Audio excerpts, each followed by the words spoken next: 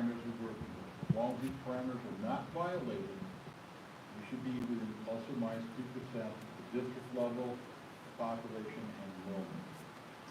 Now, the number one predictive variable for future population, not births, it's not deaths, not even migration, is age structure, okay? How is your population distributed across the life course? We always look at population pyramids. We start with 2010 as a base. This large bubble here, 15, 19, 20, 24, that's your group quarters population. You've got major university, a couple free, pretty good sized colleges in here. There is a lot of group quarters. What we do, you'll notice in the full report for attendance areas that have group quarters populations, we need two pop periods. One for total, one that was pulled out because they basically only stay here for about 4 or 5 years. So this tells you where your population is distributed across the life course. Very easy to read. 0 to 4, that's your preschoolers. 5 to 9, that's elementary, middle, high school.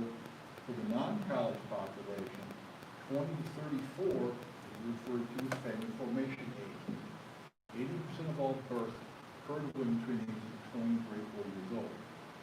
Despite what you've read in the popular press, birth rates in this country have not changed that much in the last 40 years. They stayed in a nice tight 50% band between 2.0 and 1.7 children per woman in a lifetime. So when you see changes in number of births, it's not due so much to changes in birth rate, the changes due to the number of women prime childbearing age. 35 to 54 are the ages where most people have kids in school. There are exceptions to that. I was one of them. If we had parents here today, most of them would be between those ages. 55 to 69 are referred to as the empty nest ages. These are people who stayed in the same house probably 10, 15, 20, 30 years, but their kids have grown up and moved away. And this is where it starts getting confusing for the general public. The Smith family lived in this house for 20 years. 10 years ago, there was 4 people in the household. Today, there's 2, because the kids graduated and moved away. So the household size has actually been cut in half, okay? And then 70 plus is referred to as the turnover age. You'll see a slight uptick at 62, another one at 65. Most people don't downsize till they're in their 70s. It's not retirement triggered downsizing. It's either the death of one of the spouses or both of them lose the ability to drive. Then maintenance and accessibility become issues. Only about 8% go to assisted living centers, about 12% snowbird to the south. The rest, if they move, is less than 50 miles. So as you see how your population is distributed, and you can see in this one, you're going to have an increase in the number of people turning 70, you have an increase in turnover, but the increase in people empty nesting is at a faster rate. You look at 2 trends at once. Now we also refer to this as demographic fingerprint, because no 2 elementary attendance areas, no 2 geographies for that matter, have the same size, shape, distribution. And when you start looking at individual attendance areas, you see their own individual demographic dynamic. I'm going to just use 2 examples here. First is Meadows. I picked Meadows because it has the highest proportion of housing use for rental that is not college. These are the population. And you can see with a large concentration of young people in prime childbearing age, you see a surplus of 0 to 40-year-olds. If you were to go forward 5 years, you'd expect Meadows to have an increase in enrollment. However, apartment dwellers have much higher mobility. Apartment dwellers do an average every 18 months. Homeowners move an average every 14 years. Okay, 5 years from now, a lot of these apartment dwellers here have moved to single-home attached homes, probably somewhere else in the district, and taken their children with them. It's much higher mobility. So if we had a 2020 accurate population pyramid up here, that would look very much the same. So it's kind of turned over completely over the last 10 years. Second example is Riley. I picked Riley because it has one of the highest proportion of home ownership, over 80%. You don't come out of college and buy a house, you come out of college and rent an apartment. then you buy a house in the suburbs. So you see very, very few people in their 20s, because there's not available housing for them, but they're moving in their 30s and 40s. But with very, very few people in prime childbearing age, notice the 0 to 4 bar is smaller. If no one moves in over the next 5 years, the elementary enrollment would drop by about 100 students. Not because of any out-migration or bad school or anything, it's just smaller cohorts coming in. And again, this befuddles people also. They'll see households moving into an area, they'll see new homes being built. They simply want to add to what they already have, not realizing these cohorts are small. You have to build up the size of this cohort over the next 5 years just to break even. In this case, you would need 75 new households moving in per year for 5 years just to break even. This is how these dynamics are kind of interacting. There's never one or two silver bullet variables. There's always about 15 or 20 different ones you can look at, and they're going to vary from attendance area to attendance area. No two are exactly alike. Other data we look at, and part of this is not the district totals, but also how much variation you have between your different attendance areas. Only about 30% of the households have children in them. Only about 25% have school-age kids. Both these numbers have dropped since 2010. But again, a wide range, 34, down to 27, 25, and a wide range of persons per household, 2 almost 4 for the district level, 219 all the way up to 263, very, very high range. So you have to look at these individual characteristics. More importantly, homeowners, 35-54, these are the ones with kids in school, 35%, that's about normal dropping, but again, a wide range. The good news, 23% over 65, will be a lot of homeowners downsizing over the next 10 years, allowing new young households to move in. So areas that may not have had a whole lot of particularly elementary age kids the last 10, 15 years might see a flattening out or a slight rise as more of these households turn over. And the rate of that will be dictated by what the percent home ownership rate. 63 for the district, you can see several of them above 80 and a couple of them below 50% and close to it. So again, a very, very wide range. Apartment complexes, much more mobile population, younger, still starting with families, building family formation. Homeowners, they've usually finished having kids at that point. Once they move in, it's a full impact on the enrollment, and it will stay that way for at least the next 10 or 12 years. Last but not least, single-person households, not surprisingly, with all the group quarters population here, 30% of your households are single person, 11% of single person over 65. Those are the ones that's going to be turning over in short order here, probably in the next 4 or 5 years. Now, this is my favorite data in the census, and look at individual cohorts by age, by attendance area. Now, in 2010, these 5-year-olds, that's your kindergarten, first grade, second, third, fourth, fifth. But by 2015, these under 1 are now 5 years old, first grade, second, third, fourth, fifth. We can track the cohort size of each your actual enrollment over the whole decade. And the first thing I'm looking for is the cohort effect.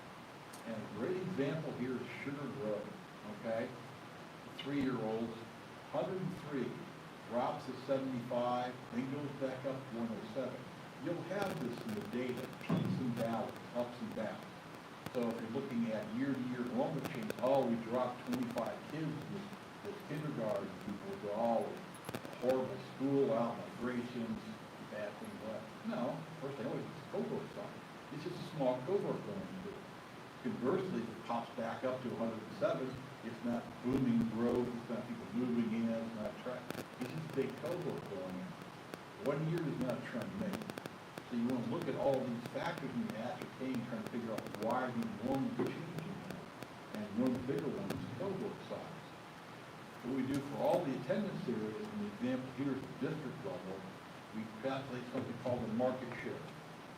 And 2-year-olds in 2010 now 6 years old by 2014, in the red cell here, that's your first grade enrollment that year. We calculate the percentage, and it's 95.6%. No school district gets 100% of their kids. You got homeschool, you got private, you got charter, you got transfer, but it establishes a base number. And the first graders are now second, third, fourth, fifth, sixth, they're now seventh graders in 2020, and you can track the changes in that percentage of the cohort size over a 7-year period. Increasing percentages, you've got transfers in or in migration. If it's going down, you've got transfers out or out migration. And this is how we can build our age-specific migration models, okay? You'll also notice most years, like this is freshman high school class, you always see a bump 8th grade going up to 9th grade because you have private school, homeschool kids coming into the public school system. That's pretty consistent in most school districts around the country. Although we didn't see it this year, and that's one of the impacts of the COVID effect.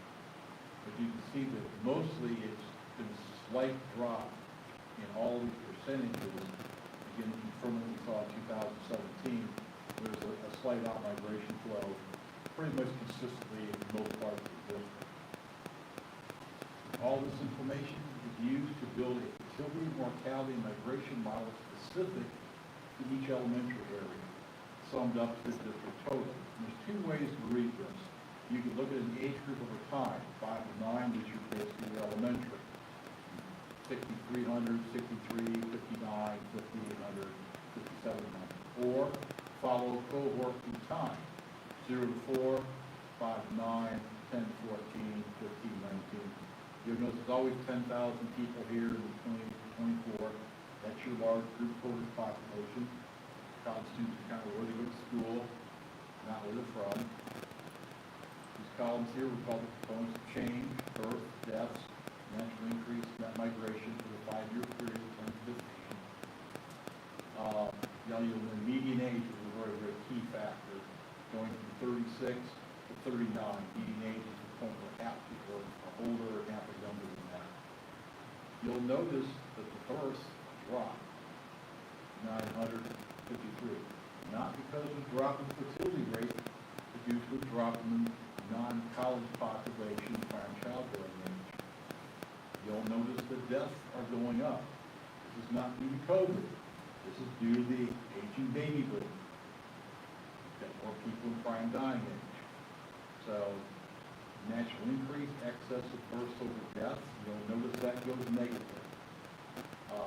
Already in Indiana today, we have 25 counties with more deaths than births. That is the dominant demographic trend in the next 10 years is the aging of the baby boom. Every day in this country, 10,000 baby boomers turn 65. 8,000 turn 70. So your distribution, your amount of baby boomers in your school district is going to have a direct impact on both your age distribution, your housing, your home sales, and your ability of young households with school-age kids. The total population pretty much stays flat.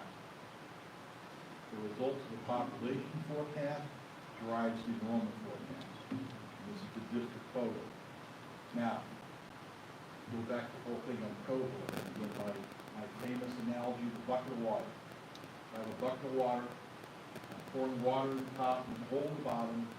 As long as I'm pouring in fast, it's going out the bottom, level will go up. But for some reason, the hole in the bottom is bigger, and it's now running out of the bucket faster than pouring in the same rate, level will drop. Enrollment works the same way. At the district level, what's the size of K1 cohorts coming in, size 12th grade cohorts going out. Or at the elementary level, K1 coming in, 5th grade going on the middle school. Now, you've had some relatively large 12th grade classes going out the last 4 or 5 years, and that's going to mitigate down to the 800 level, and that's why you see the slowing trend of decline. You're going down about 100, 178, 580 this year. Well, you've done about 200 anyway without COVID. COVID made it worse. We calculate or estimate about 80% of those will be back by next September. So that reduces your decline next year to negative 90, a few more back in 2022, 130, but then a slight decline. At the elementary level, that comes back negative 40, and you're pretty much going to flatten out, okay? Your cohorts are becoming much more equal in size. You have enough young households here to maintain enrollment at this level, okay? Problem area is the high school. It's going to drop probably about 200 or 300 just because you've got some larger cohorts graduating out, smaller ones coming back in, okay? Now, again, this will vary from area to area, but basically you're looking at a leveling out of K-5 somewhere in the 6,300 range, and district enrollment flattening out somewhere right around 15,000. I did 20 minutes. Thank you, Jerome.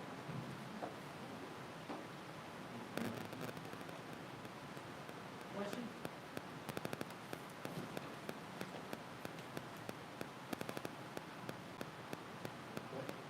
Jerome, would you think 13,000 for student enrollment is right?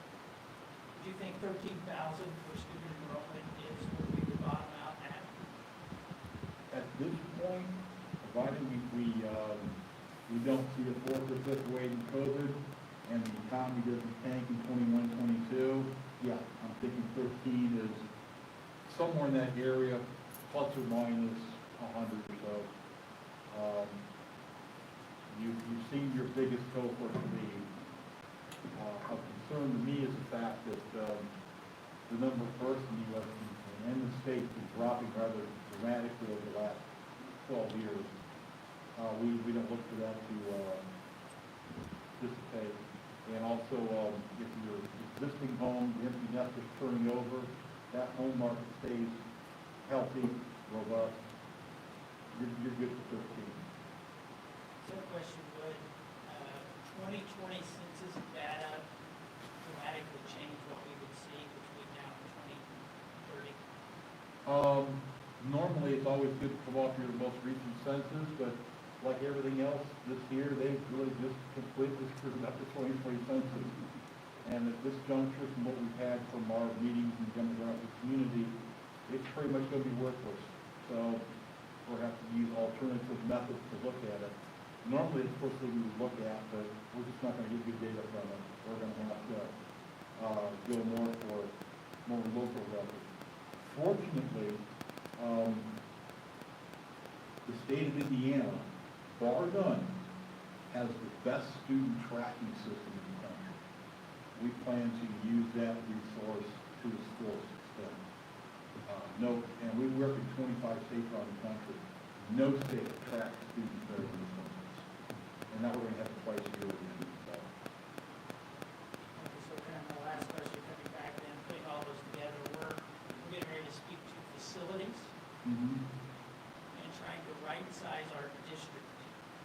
Not really talking about grade levels, but just in general. So we, through at least 2030, 2040, would be okay to right-size towards 13,000 students total. 13,000? Yeah. There's always a possibility of error. I think we have to admit that.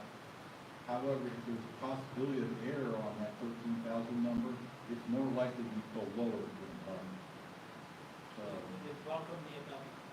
We would welcome the above. well, most people would, but this is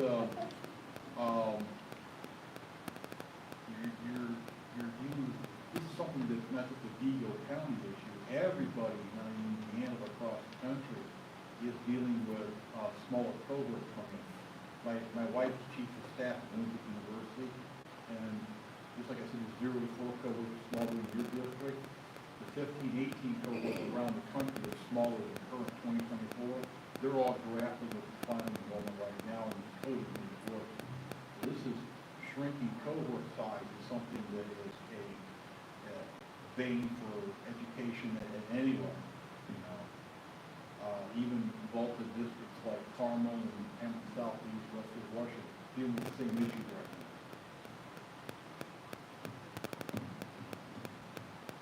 Any other questions? Thank you. Thank you, sir. Dr. B, you're up.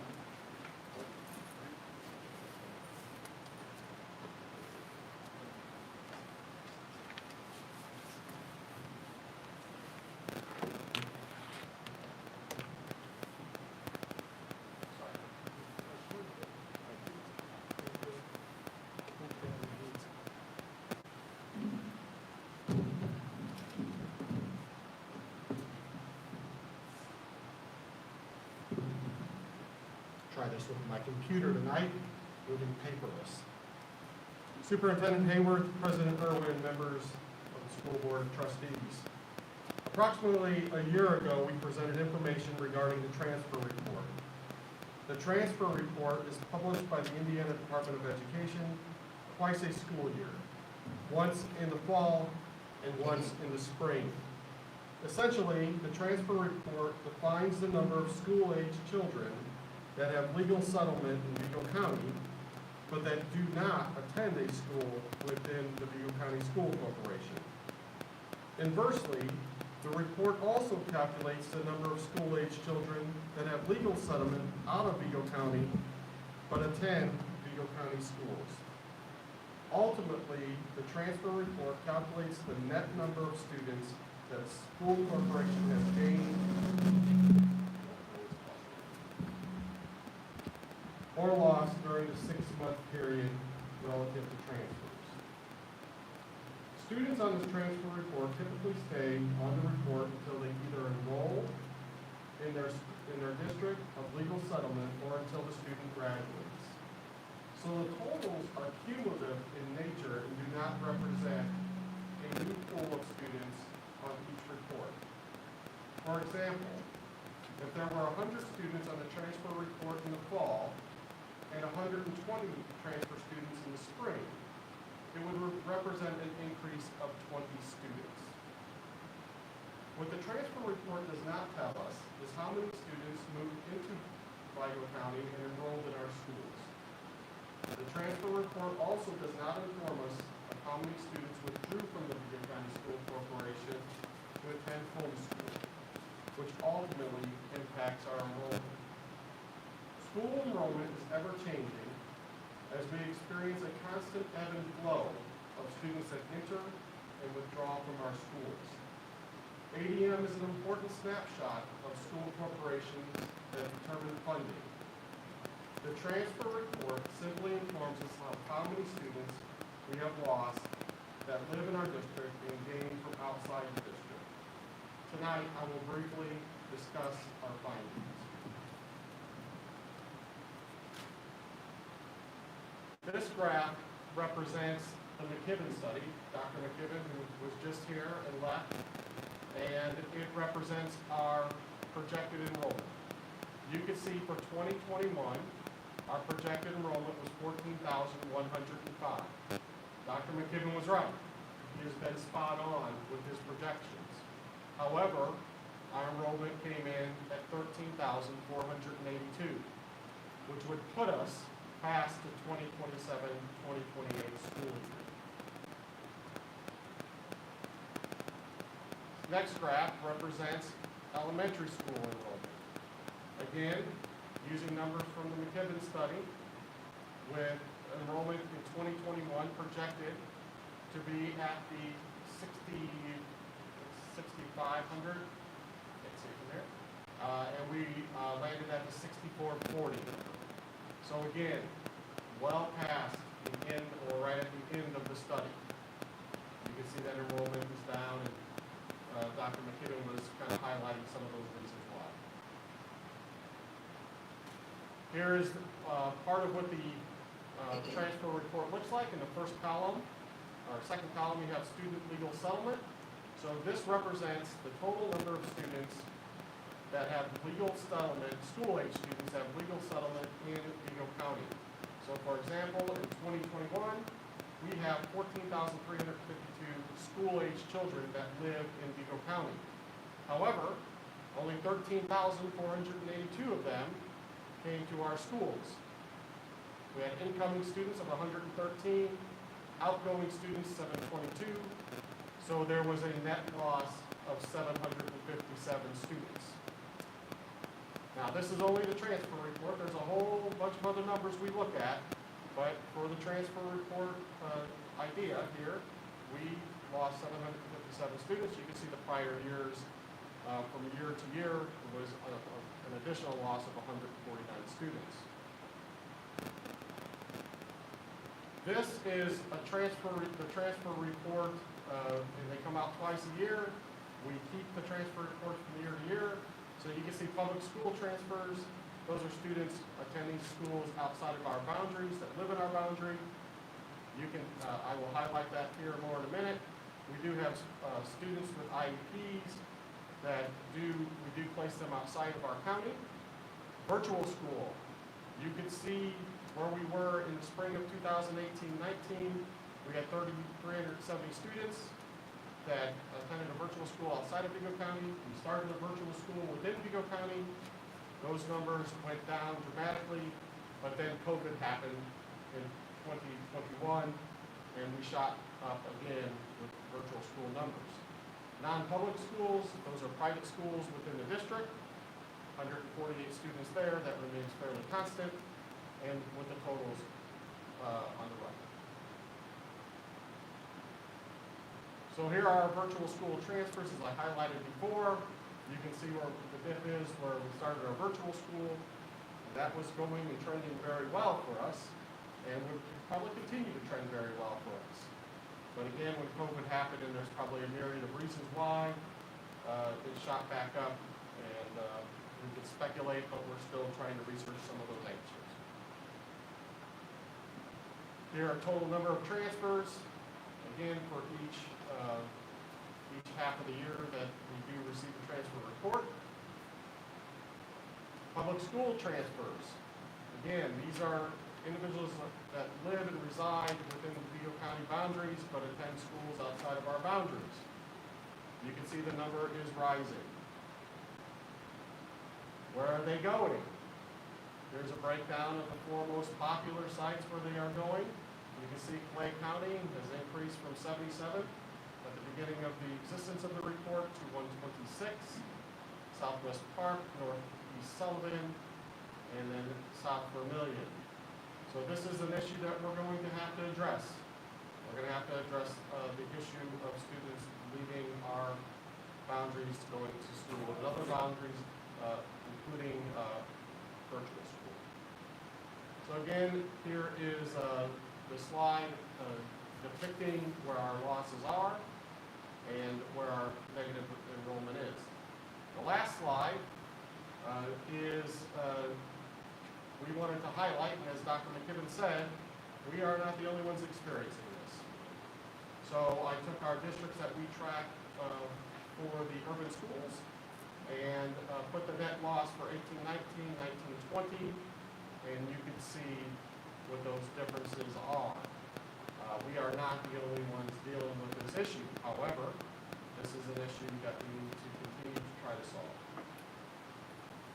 At this time, I'll take any questions. Yes, sir, Ms. Burke. Walter, is there any information on why people are using art or is there something specific? You know, that is an excellent question. It's something we need to get to the heart of. It could be a lot of different reasons. It could be proximity of where they live to that boundary. They may live very, very close to the Vermilion County boundary. They may choose to go there because of proximity. They may choose to go there, Mr. Burks, because there was something that happened in our schools that they feel like they had to leave. They may choose because there's a program that we don't offer. Again, a host of reasons that can come up to have a family make a decision to send their children elsewhere. But that's an excellent question. We intend to try to survey some people to get to the bottom of that. You go back 2 slides, are those represent cohorts or totals? Those represent a cohort, so the spring of 1920, 100 students were at Clay. Is that a new 126, or is that? That's a cumulative, so there were 26 additional students. so it's not 100, and then we lost another 126. It's a good question. That's why I want to highlight the fact that once you're on that transfer report, you stay on the transfer report until you come back to us, or possibly you graduate from school. We don't always know who these students are because some of them don't start with us. Has there been a situation where we were denied people coming out of our district, into our district? Not that I know of. An example of why that might occur is of a suspension expulsion in another district. If they're a student in good standing, I would say we would welcome. Yeah, I would agree with that. And on your virtual school chart, is that virtual school, is it other than our virtual school? Yes, Mrs. Lauer, that is correct. We have still students attending Union Modoc, and also Clarksville, I believe. I don't want to misrepresent that, but I believe they have started a virtual school also, but also Indiana Connections Academy has also garnered a lot. And I think part of this is because of some of their offerings at the beginning of COVID that, we simply weren't there yet. So, but yes, they are outside of the county. Any other questions for Dr. Green? Thank you, sir. I think now we are ready for Mr. Bill Payne. I'm not jumping in front of the bill. No, I know, I was waiting. Mr. Payne? Mr. Payne? Yes, that's the one you want? Yes. Oh, no, that's the second. The other.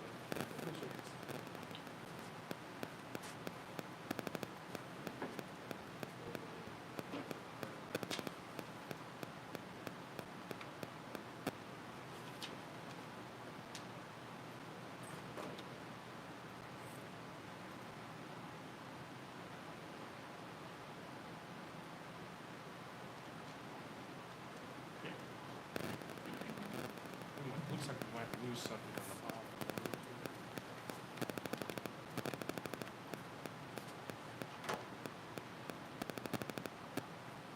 We just have a PDF there and we have the PowerPoint. There you go. Oh, perfect. That works. President Irwin, members of the board, Dr. Hayworth, good evening. I'm pleased to bring you a report on the two studies that we completed. For both the high schools as well as a district-wide assessment of all buildings.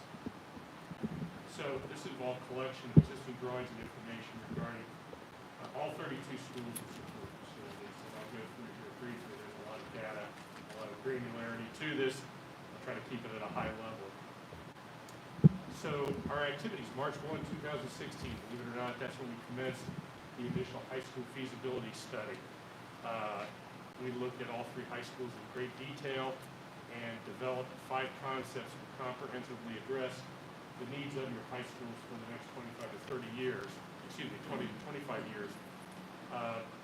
And we presented those 5 concepts to the board on September 25th, 2017. We were then commissioned for a second study, a broad study of all facilities and support facilities within Vigo County School Corporation, beginning in June 26th of 2019.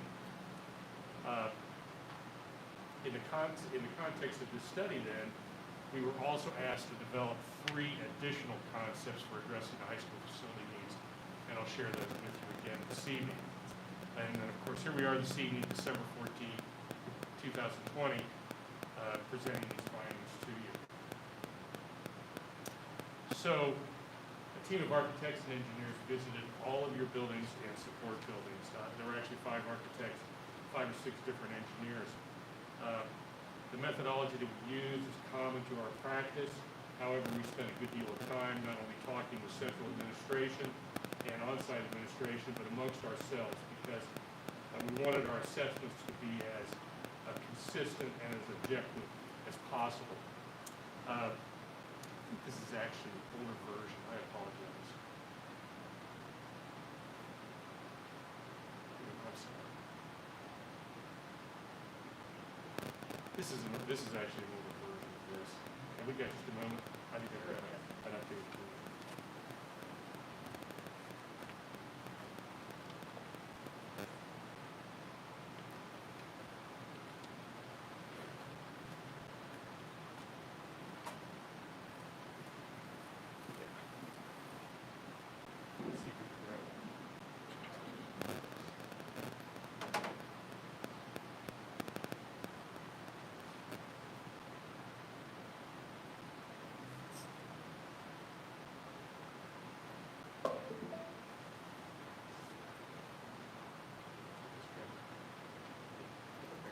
Thank you.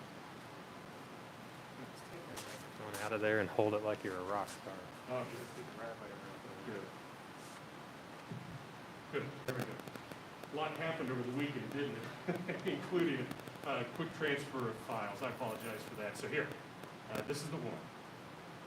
So I'll quickly get again, we just covered this information here. So information was collected and documented on each facility.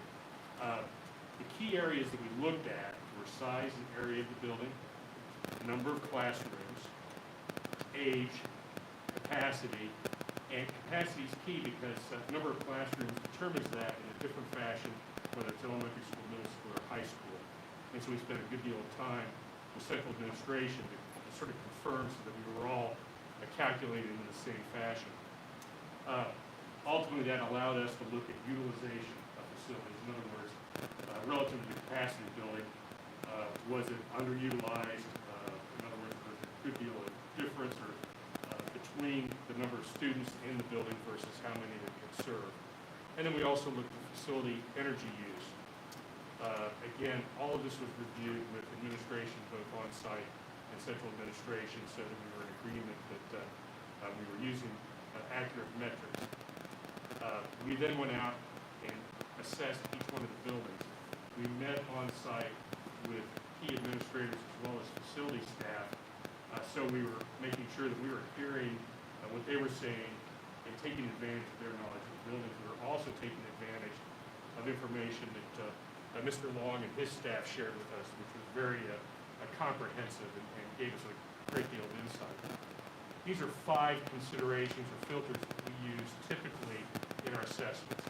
A site and circulation, so both the condition of the site as well as circulation patterns for vehicles, students, and patrons. Safety and security, obviously very important, and that deals from the very edge of the building site all the way into the building. Building shell is sort of a collector for everything for the building envelope. The walls, the windows, the roof, all of these conditions. Interiors are literally that, finishes and conditions within the building. And then I think probably one of the most important conditions is educational adequacy. Now there is a little bit of subjectivity here, but as an example, if you had 30 students in a classroom, say that was 600 square feet, you could say it is not adequate from an educational standpoint for the use, for the intended use. And we would tend to indicate that. One of the things this did not do is this does not address staff's delivery of educational program.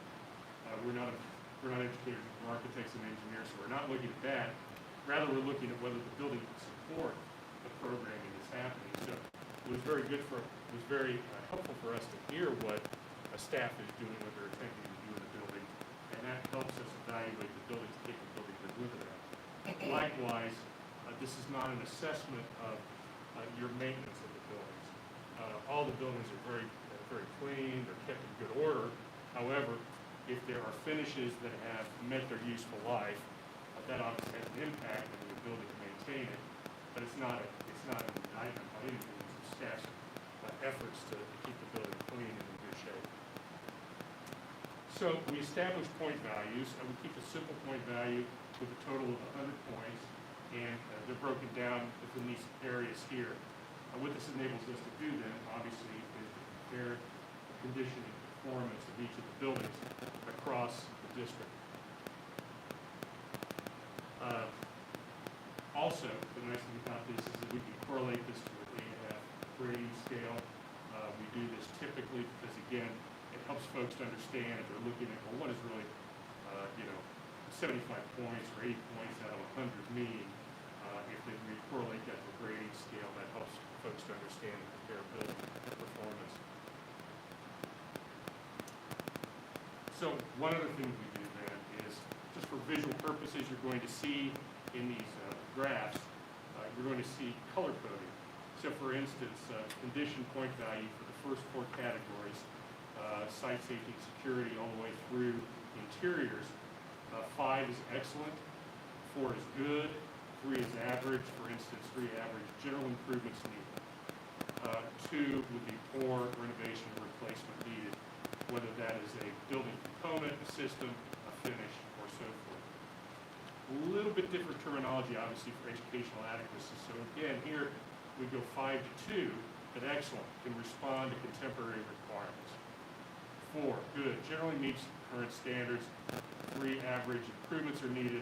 Or 2, does not meet current standards. So again, just as an example, a classroom that's undersized, a classroom that has an awkward shade that's not conducive to flexible seating arrangements for project-based learning and things like that would certainly be get a lower score. And again, you can see how we've correlated that pretty much standard to what you're used to seeing on an A to F grade. So I know there's a lot of detail here. Elementary schools take up 2 graphs. Let's just take Davis Park as an example. So as we walk through these number systems here, up at site circulation, bus queuing is on site, is well managed. Parent drop-off pickup is on the opposite side of the building, curbside, but again, well managed. Drives and walks, repair is needed. So generally, those scored relatively high. You can see they're green, 5, 4, 5. Safety and security, good security at the entrance. You've accomplished this well at almost all of your buildings, with some exceptions. Technology, the ability to communicate and so forth would be improved. One of the things we did find in the buildings, of course, even though we have a SRO right at the front door, sometimes, in fact, they're separated at a distance from the actual vestibule. So under extreme circumstances, I suppose there could be an area there that could be better protected. Building shell, we stipulated to another firm's documentation of roof conditions and Mr. Long's information. And so we have a great roof, walls, there probably need to be some subtle repairs there. HVAC, this is not unusual. Some of the systems are old, they're not necessarily at the end of useful life, but they're starting to get there, and some improvements are needed in terms of replacement or upgrades. Temperature control is in relatively good position. Lighting and lighting power, some improvements to be accommodated there. At Davis Park, again, interior finishes are in pretty good shape there. Educational adequacy, yeah, again, certainly above average, but there are some things, some of the rooms that are being used for other than their originally intended purpose could be better arranged. So you can see that yields a total point value of 78. Yes, and that would be a grade C. So that would just be an example. Again, as you look at in total, you can see across the board areas that have significant amount of green and higher scores, areas that have red and more yellow and have lower scores. Here's the second group of elementary schools. Again, we just grouped them accordingly in no particular order, and you can see on this particular page there's a lot more yellow and more red than in the previous one. So we also visited the middle schools. You can see Otter Creek, which we'll be talking about a little bit later. Some of the things there, obviously they're short in terms of some of their spaces. For instance, they're the only middle school without a second gym. So clearly there's some educational adequacy issues there. Probably not surprising, one of the older buildings and one in terms of its performance, West Vigo, would be scored relatively low.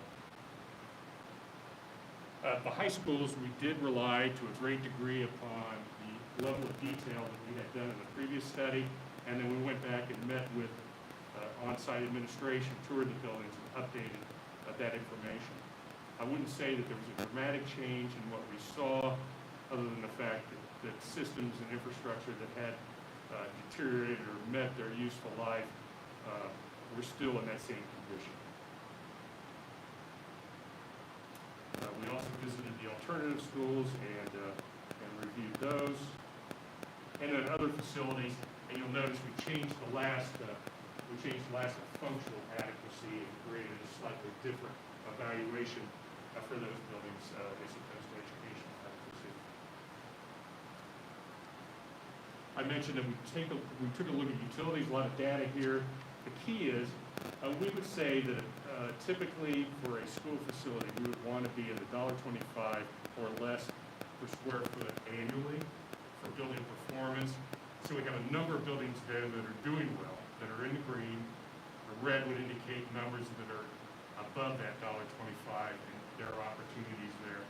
As you move forward, renovations, we certainly have there would be an opportunity to improve upon that performance.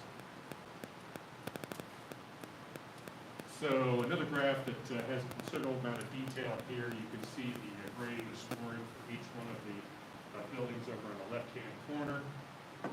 The next, when we built this graph, at that point in time, of course, Mr. McKibben has now updated you with new demographic information. At that point in time, we were taking older data and indicating trends. Red would indicate a negative trend over a 5-year period, generally a trend of enrollment going down. Green would be going up. I think more important on this graph was our capacity calculations, which would give you an indication of how efficiently or how well you're using your overall building inventory. In this case, obviously, we didn't include covered bridge or administration building, nor did we include Booker T. Washington in claim this calculation. These are rather unusual buildings. So bottom line is, overall, at this point in time, you were at 69% utilization of your existing square footage. Of course, that varies on a building-by-building basis, but overall, you're at 69%. We would typically see a comfort level in the anywhere between 80 to 90% utilization. So in terms of just evaluating how much square footage, how much building area you have, you would certainly have more than you're using at this point in time. Okay, so just a brief note on high school planning. As I mentioned, in the previous feasibility study, when we made a presentation to the board, we provided 5 original concepts that you may recall. They moved from a more modest cost to a greater cost, and very quickly, concept number 1, as you may recall, was our modeling of the 3 high schools with some modest additions. Concept 2 was what we called reconstruction, which was a much more aggressive replacement of new construction, demolition, and some remodeling. We explored new construction options on each site. Then we also explored a variety of combinations of either consolidation or singular options. Moving forward then, we added 3 additional concepts that you'll ultimately maybe want to consider or consolidate down to the best of the best, if you will. At this point, it became somewhat challenging for everybody to understand this. So hopefully you'll appreciate what this does in diagrammatic form, is it illustrates these 8 concepts in sort of, we call this like a monopoly board. It looks like little monopoly buildings, right? But essentially, red is renovated existing space, blue is to use new demographic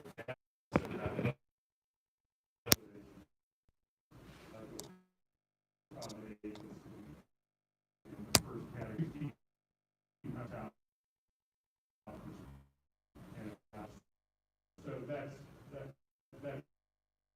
I think take a look.